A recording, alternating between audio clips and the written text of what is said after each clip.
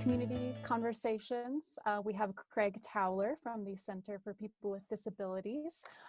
He will be talking to us today about the census and what you need to know. How are you doing today, Craig? I'm doing good. Thank you so much for speaking with me today, and looking forward to chatting about the census and how important it is to our communities and just for the future of all of us. So looking forward to it. Yeah, me as well. So what is your role at the Center for People with Disabilities, and what are your goals for the 2020 census? Yeah, definitely. My role with CPWD is as a Census Outreach Coordinator and cultural broker for Boulder County. Our goal with the census is to help increase participation of traditionally hard to count populations while helping remove any barriers people may experience with participation. All right. What exactly would you consider like the hard to count populations, and like what types of people do you serve and hope to help fill out this 2020 census? Yeah, there's lots of different hard to count populations, and there's lots of different definitions of that without a specific one. And hard to count populations are just people that traditionally have less access to technology or information about participation, or also might experience barriers such as being vision impaired or audio impaired or blind or deaf or speak a different language, or just need additional tools that may prevent from participation. And we're here doing outreach in the communities to help remove those barriers so that everyone has equal access and the same ability, and no one's being missed due to barriers that are set up. I think that's so crucial.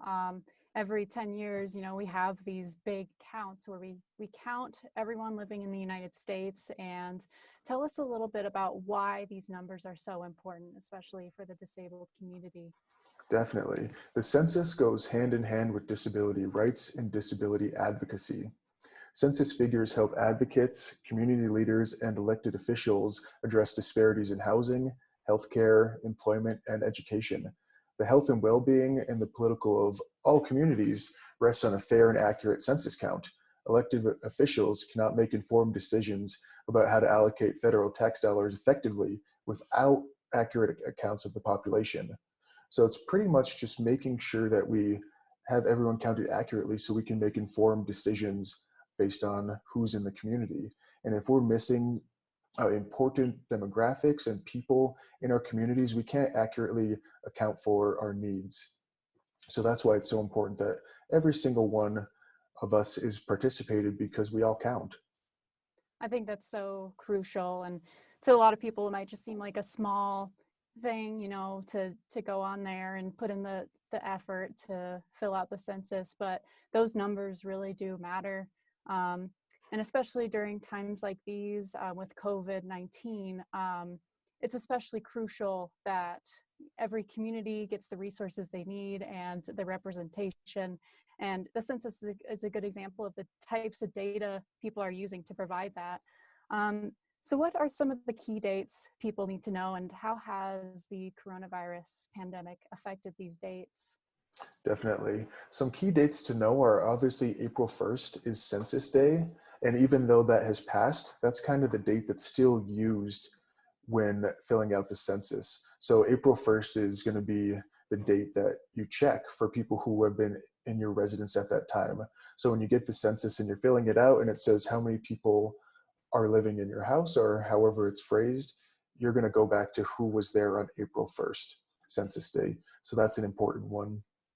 And then another important thing to know is that the census is going on right now, and that we're recommending and encouraging everyone to participate now with the self-response online, even though the deadline has been moved back. So the overall census date has been moved back until October 31st, but we don't want anyone to wait.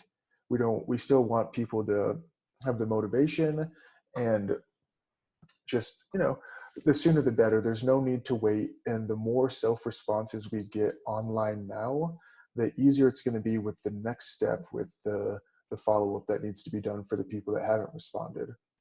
And especially in this time with COVID going on and social distancing and everyone wanting to stay apart, it's helpful for everyone to self-respond at home via the internet, just so that the amount of resources and people needed for the follow-up can be less if possible, but it still will take place regardless. Yeah, so tell me if I'm wrong, but I believe this is the first census where an online version is available. Is that correct? That is correct. And as you were saying, it takes place every 10 years. And 10 years ago, it may not seem that long ago, but with technology, we didn't have the resources to have online participation like we do now. So it's actually so beneficial that we have the technology to help cope with the times that we're living in now, because without the ability to self-respond online, I fear that there'd be a lot more delays and the self-response would be a lot lower due to everything that's going on right now. So it's really a great thing that we have the ability to self-respond online, which is great. That's such a blessing. And just the fact that you can fill it out online while staying safe at home is such a valuable thing at a time like what we're living through now. In addition to that, online, you can access 12 different languages of versions of the census. And Yes, they also definitely. guarantee that the online version does follow the latest web accessibility guidelines. So for those using a screen reader or who are low vision, they guarantee that the form follows those guidelines. They also have American Sign Language available as a video on their website, and it is also smartphone and tablet compatible. So those are some of the really good things they're doing for accessibility when it comes to filling out online. Now, are there any other ways to fill out the census? Yes, you can also call in and take it over the phone, speaking to a real live person, which is a great feature that a lot of our consumers take advantage of. And, especially for people that aren't as tech savvy, it's an option to still participate, to self-respond and speak to a person. And due to high demand and everyone being encouraged to self-respond, we've really increased the number of people that are on the phones to make the wait times as low as possible. And we've gotten really good feedback from our consumers about the just the experience of taking it over the phone. And that's offered in English and Spanish and other languages by request. So it's just really trying to put forth as many ways to participate so that regardless of who you are as a person and your abilities, you will have an option to self-respond. Very cool. Now, I saw on the census website, they do have a telephone display service for phone call-in as well. And that number for all the listeners out there is 844-467-2020. Again, that is 844-467-2020. Are there any other ways that people can fill out the census this year? Definitely. And going back to the phone number for the Spanish to participate over the phone in Spanish, the number is 844-468-2020. And that's to participate over the phone in Spanish. All right, perfect. Yeah, and other ways, if you would rather not take it on a computer, online, or over the phone, you can just sit tight and you will be mailed a paper mailer that you should see soon. And if you haven't, there have been a few delays with mailing everything out to people that haven't self-responded, but you should see those in the mail shortly now that that's revving back up. And you will get a paper questionnaire in the mail, and you can fill it out the old-fashioned way by hand and mail it back in, and that works just as well. And we also have access to large print guides and also the ability to print them in Braille if someone needs that resource. And at the beginning, before this coronavirus thing hit us all, there was some talk about census takers actually coming to people's homes. I'm assuming that's either delayed or canceled. Do you have any information on that? Yeah, I have some updates on that. What you're referring to is we call NARFU, which is non-response follow-up.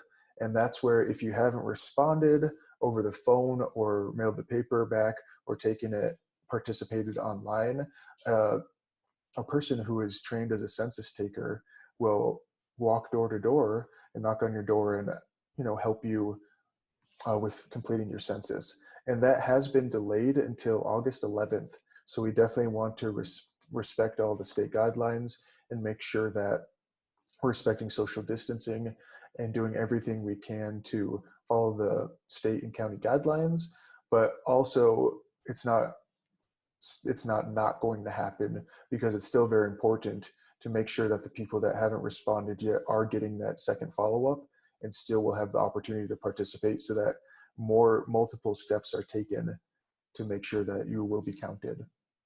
And, Okay. and also offering assistance to help complete it. Whether you forgot or there was some other barrier, it will help the people that haven't taken it to get that one more follow-up up with the census taker. Awesome. Yeah, there's a lot going on and people are dealing with a lot of stuff right now. But again, it's just so important just to take the 10 minutes to fill out the census in whichever way you feel most comfortable. So some common questions we've gotten here. One of them is, how do you count grandchildren who are living with their grandparents in a home? Yeah, that's a great question. And this all goes back to Census Day, April 1st. You will count who's living in the residence on April 1st. So if there are children living with their grandparents, and that's their main residence where they spend most of their time, if they were there on April 1st, they're going to be counted in that residence. And we kind of ask everyone to use April 1st as the day of whoever is under the house, under the roof at that point, they will be counted. All right, nice and easy. Just so whoever was living at your house on April 1st, that's who you would count in the census. Definitely. And that goes for children as well, newborn children as well, and expecting. So if a child was born on April 1st, we want to count them, regardless of even if they're an infant or newborn, they still get counted because everybody counts. All right. So if they were born on or before April 1st? On or after April 1st. Gotcha. Yes. Okay, perfect. And another common question we get is the census secure? Like, who has access to the information? Is it confidential? We get a lot of concerning questions about that as well. Definitely. That's a good question that we get a lot too, and we want to answer very accurately so that we can ease concerns and make sure that's not something that people are concerned about and could prevent people from taking it. And your responses to the 2020 census are safe and they're protected by federal law. Your answers can only be used to produce statistics. They cannot be used against you by any government agency or court in any way, not by the FBI, not by the CIA, not by DHS, and not by ICE. And also the citizenship question will not be asked on the census either. So you can rest assured that, your information is purely for statistics to help address, to help allocate funding that comes back in your communities, and that's it. Okay. Yeah. All right. And also I was just going to add, and every census taker takes an oath where they have to have a confidentiality oath. So anyone you talk to that's a certified with the Census Bureau, they've taken an oath to not share any information, and that's punishable by law if it is broken. So every step is taken to make sure that your information is safe and secure, and that it won't be used in any other way than helping produce statistics to help the funding come back into your communities. Okay. Yeah, I also wanted to add in there, there are some census scams going on right now. So everyone just keep an eye out for that. The Census Bureau will never ask for your social security number. They'll never ask for your credit card information. So if you see something fishy, where it seems like a Census Bureau is asking for some of that information, don't trust that source, because they won't ask for social security numbers or anything like that. So just wanted to throw that out there. The last common question we get is, how long does this take to complete? How much time and energy does one need to put in to fill out the census? And that's the best part. For how much value that we can provide to our communities through the census, it doesn't take much time at all. It can take 10 minutes or less. And that's when I took it myself online, it took about 5 minutes. And depending on how many people are in your house or what method you choose to participate in, it's a very quick and easy process. And that's how we wanted it to be designed that way, so that it isn't taking up too much of your time and that it's simple and easy. And yeah, so it's a quick thing and you don't have to set aside a whole day or afternoon to take it. It's something that can be done in the morning with your coffee, and a quick 10-minute thing that just is so worthwhile. Yeah, yeah. You said yours took 5 minutes. Yes. I also completed mine online. Took about 5-10 minutes. So Mm-hmm. it was pretty easy, straightforward. For those looking to respond online, just go to 2020census.gov. That is 2020 census.gov. Census is spelled CENSUS. And there's a big button right on there, I think, that just says fill out, or, something, big button there. Yeah, do you have, are there any other resources for people with disabilities in regards to the census that you're aware of? Yeah, just a few tips for when you are self-responding online. By now, you should have been mailed an envelope from the Census Department that has what's called the Census ID number in it. And that's just a 12-digit number that when you go online or call over the phone, the first thing is the census taker or the online is going to ask you to input this 12-digit census number. And if for whatever reason you don't have that 12-digit census number, it's not a big deal. You can still complete the census, and you'll just have to answer 1 or 2 additional questions to verify your residence or where you live, and you'll still be able to complete that. So please don't let that be a barrier in participation. And then also, if you don't have a physical address, you're able to input cross streets as well. So just a quick little tidbit on that. That's good to know. Yeah. And All then right. as a last resource, I'd like to give out my email address. It is Definitely. Yeah, it's Craig, CRAIG @cpwd.org. And that's my direct email. And please feel free to reach out with any questions about the census in general, or about any accessibility resources that we spoke about today. And I can help remove barriers and get more information in your hands, or help you have access to the accessibility resources if you need extra one-on-one support. That's what we're here for, and we want to support you. That's awesome. So Craig Towler is a great resource. The Center for People with Disabilities is a great resource. To request Braille, large print, or American Sign Language forms, to respond by phone, or for additional assistance, you can also call these toll-free numbers. For English, it is 844-330-2020. Again, that is 844-330-2020 for English. For Spanish, you can call 844-468-2020.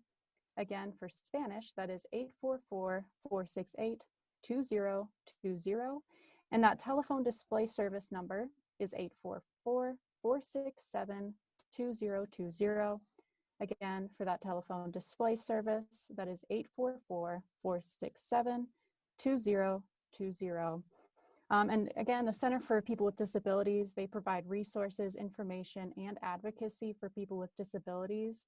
You can contact CPWD directly by dialing 303-442-8662.